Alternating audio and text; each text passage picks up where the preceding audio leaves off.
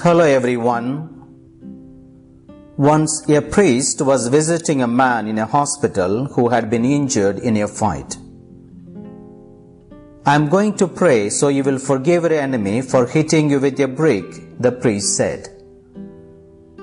"It might be better, Father," said the man, "if you waited until I get out of here and then you can pray for him." Friends, last week we started to read Luke's narrative of the discourse that Jesus, at the start of his earthly ministry, delivered to his disciples on a plain at the foot of a mountain. Jesus began the discourse by proclaiming blessings to those who had chosen or would choose to live a life of poverty, be detached from material possessions, share their riches with others, sympathize with the sufferings of others, and suffer persecution for him and his gospel. He then also pronounced oaths to those who had stood or would stand in stark contrast to the blessed. Friends, after he presented the Beatitudes, Jesus said to his disciples, "Love your enemies, do good to those who hate you, bless those who curse you, pray for those who mistreat you, give to everyone who asks of you, lend to others without expecting to get anything back. Do not judge or condemn the ungrateful and wicked, but show mercy to them and forgive them." Friends, I believe Jesus' instructions in today's gospel are linked together by one main theme: the power of Christian love. Now, what is love? Just like fear, anger, sadness, and joy, love is one of the most profound and complex emotions that we human beings experience. Love can be experienced and expressed in many different ways, and it can range from respect, warmth, kindness, compassion, affection to infatuation and pleasure. Friends, as the New Testament of the Bible was originally written in Greek, a study of 7 Greek words for love will help us understand what loving someone really means. Friends, the ancient Greeks used 7 distinct words for love. 1. Philia. It is the love between close friends. It is also known as brotherly or platonic love, meaning intimate and affectionate but not sexual. 2. Eros. It is the love that constitutes passion, romance, physical attraction, and sexual desire. Eros, obviously the root word for erotic. 3. Pragma. It refers to the love between married couples which develops over a long period of time. 4. Storge. It relates to affection and fondness that naturally occur between parents and children and among family members. 5. Ludus. It refers to flirtatious, playful and teasing kind of love. Such a love thrives without attachment or commitment. 6. Philautia. It is self-love and it can be healthy or unhealthy. It is healthy in the sense that when we truly love ourselves, we are capable of truly loving other people, be it our spouse, family, or friends.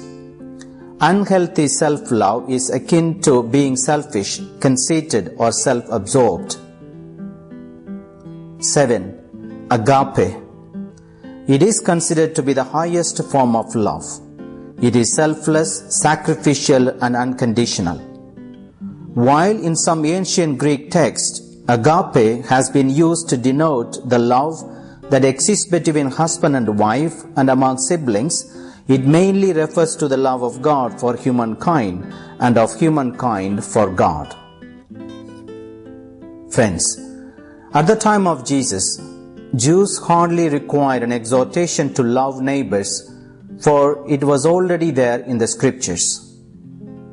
At the very center of the Torah, in chapter 19 of the book of Leviticus, we find the commandment of the Lord to the Israelites to love your neighbor as yourself. Friends, God had reinforced these words by reminding them that these were not simply idle instructions but given by His authority, I am the Lord, and therefore in accordance with His own standards. Besides, the book of Deuteronomy contained numerous injunctions to care for the strangers in their land, just as God had done for them while they were sojourners in a foreign land. Thus, while it was a universal commandment to love and care for all fellow humans, many Israelites understood that neighbor meant only a fellow Israelite or a Jew, that is, a descendant of Abraham through ritual circumcision, not a foreigner or a stranger, and therefore denied justice to immigrants and others who are vulnerable. But Jesus sought to expand the concept of neighbor to include non-Jews, and to reinforce that love your neighbor applies to everyone. Jesus extended the rule of love to even enemies and persecutors.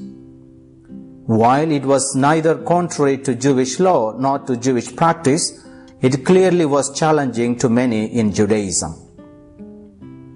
Moreover, Jesus' call to love meant loving others with agape love, whether others were family members, friends, fellow believers, or bitter enemies. It meant an exclusive, unconditional, loyal love that transcended and persisted regardless of circumstances. And Jesus, being aware of the struggle of human beings to apply His teaching, wanted to motivate His followers to be seen first and foremost as a group of people who could express the agape love which God Himself had displayed through Him. He wanted them to be God-like in their loving and in their giving. Friends, just as God is kind to the ungrateful and the wicked, He encouraged them to be merciful, give of themselves but expecting and wanting nothing in return, and not to judge or condemn others, but to show mercy and forgive them.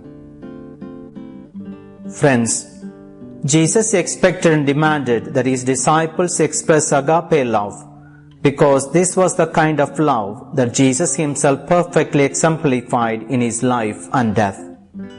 He is the prime example of an agape lover. Throughout His life, He reached out in infinite love and with great compassion to all human beings, the rich, poor, men, women, children, outcast, unclean, sick, suffering, lepers, prostitutes, widows, sinners, righteous, Jews and Gentiles. And finally, He voluntarily laid down His life on the cross so that the whole humanity could have life. He even made His enemies and those who put Him to death to be at peace by praying that God might forgive them for their ignorance. Thus, through teaching, praying and leading, Jesus showed that loving enemies was reasonable and not only was not impossible, but also really the only thing to do. Friends, what is the message for us? 1.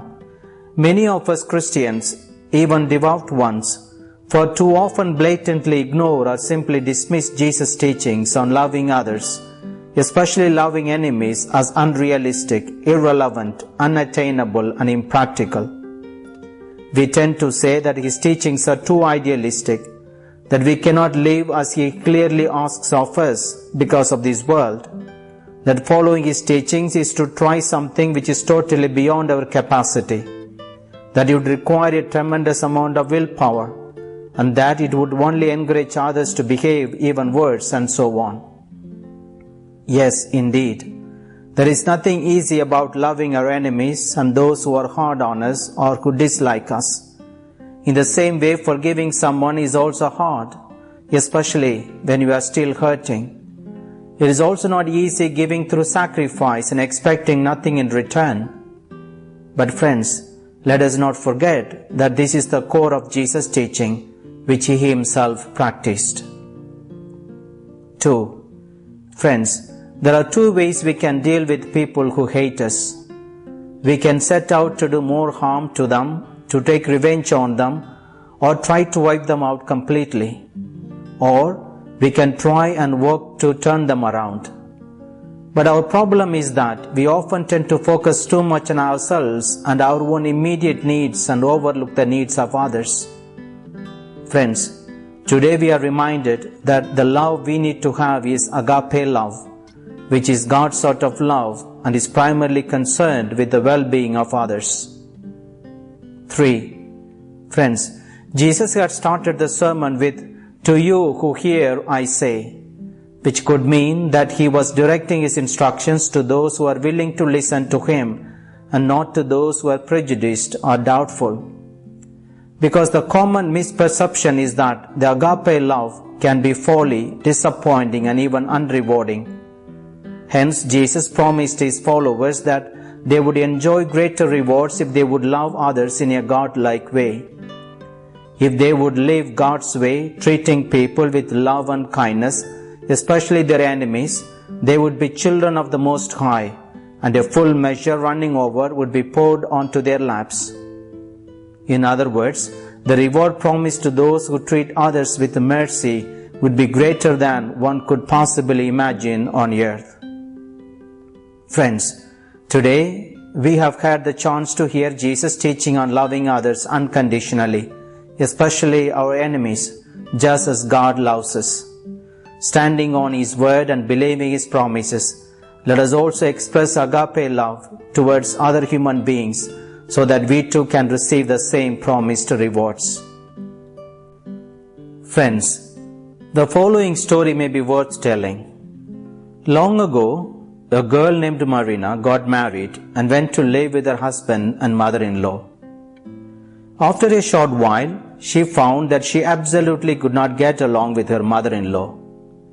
Their personalities were entirely different, and Marina could not stand her mother-in-law's habit of nagging her. As days went by, their relationship worsened. Marina's husband was caught in the middle and felt very miserable. Eventually, Marina could no longer stand her mother-in-law's extreme attitude and went to find her father's friend, Mr. Wong, who sold Chinese herbal medicines. She told him about her situation and asked him for some poison in order to take care of her problem for good. Mr. Wong pondered for a moment and said, "Marina, I can help you solve the problem, but you have to listen to me and do exactly what I say." Marina agreed. Mr. Wong took out a packet of herbs and handed it to Marina. He told her, "Marina, listen. You cannot get rid of your mother-in-law quickly by poison. If you do, others will suspect you. The herbs that I chose will take effect slowly. The toxin will gradually develop in the body. It is best that you prepare meat and fish for her every day and put a small amount of the poison in the dishes. In addition, in order to keep others from suspecting you when she dies, you must act respectfully towards her and obey her. Neither can you quarrel with her." Marina promised to do as he instructed, and after thanking Mr. Wong, she rushed home to implement her plan to murder her mother-in-law. Every day, she cooked special dishes for her mother-in-law. She remembered Mr. Wong's words. To avoid suspicion, she tried her best to control her temper and obeyed her mother-in-law. Gradually, Marina found that she did not get angry as easily as before, and she no longer had disputes with her mother-in-law. Her mother-in-law's attitude toward Marina also changed, and she loved Marina like her own daughter. She started singing her praises to her neighbors, relatives, and friends, and said Marina was the best daughter-in-law in the world. Seeing that his mother and wife could live in harmony, Marina's husband was very happy. One day Marina went to get help from Mr. Wong again. She said, "Mr. Wong, please help me stop the poison. I do not want it to kill my mother-in-law. She has become a good woman and I love her like my own mother. I do not want her to die because of the poison." Mr. Wong nodded and smiled. "You can rest assured, Marina. I never gave you any poison. Those herbs are to nourish the body and will only improve your mother-in-law's health. The only poison was in your heart and your attitude toward her. It is fortunate that your hatred has been washed away by your love for her. Friends, this story is a great reminder that in this world, resentment cannot be eliminated by poison. Only love, as Jesus said, can wash away the grievances in our heart, allowing us to live in harmony with others. There is unlimited possibility if you are willing to change, and the beautiful result will eventually come back to bless our own life. Amen. God bless you.